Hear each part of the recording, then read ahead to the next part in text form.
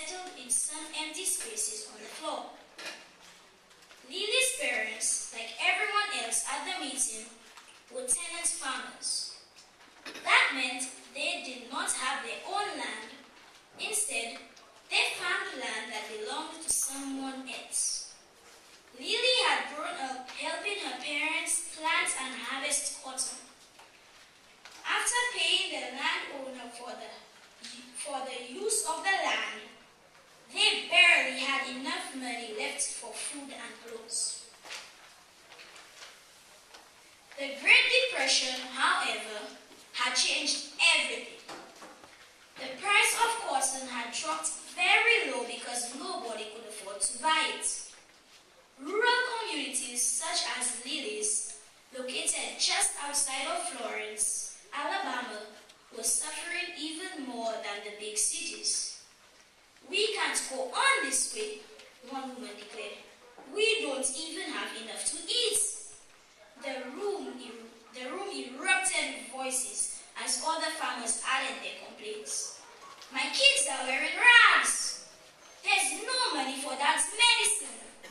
Things are getting worse instead of better." Finally, the voices seemed to merge into one despairing cry. "And there's nothing we can do about it." George Jones, the manager of all the tenant farms, held up his hand for silence. "That's where you're wrong. What if we were to start our own business?"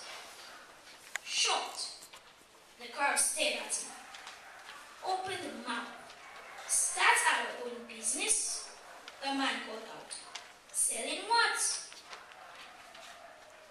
"Brooms," George replied simply. "Think about it. Everyone uses them. You need a kitchen broom for the kitchen, a parlor broom for the parlor, and a yard broom to sweep away the grass and weeds. We can grow the broom corn grass used in making the brooms ourselves. Everyone can help, even the kids. We'll sell the brooms we make and split the money. It won't be much, but it will help." Once again, the buzzed room with voices, except now they sounded hopeful. In the days that followed, everyone was busy. Lily helped plant the broom corn that would be harvested and used in the future. Since the tenants wanted to start making brooms right away, they ordered a huge amount of yellow broom corn from Nashville. The children helped sort the stacks by size, color, and quality and soaked them in water, which made them easier to manipulate. Some brooms were made by hand, but the work went much faster after the farmers ordered a special machine called the broom winder that came all the way from St. Louis. It seemed like no time. Their first batch of brooms was ready. They would be sold for 25 cents each.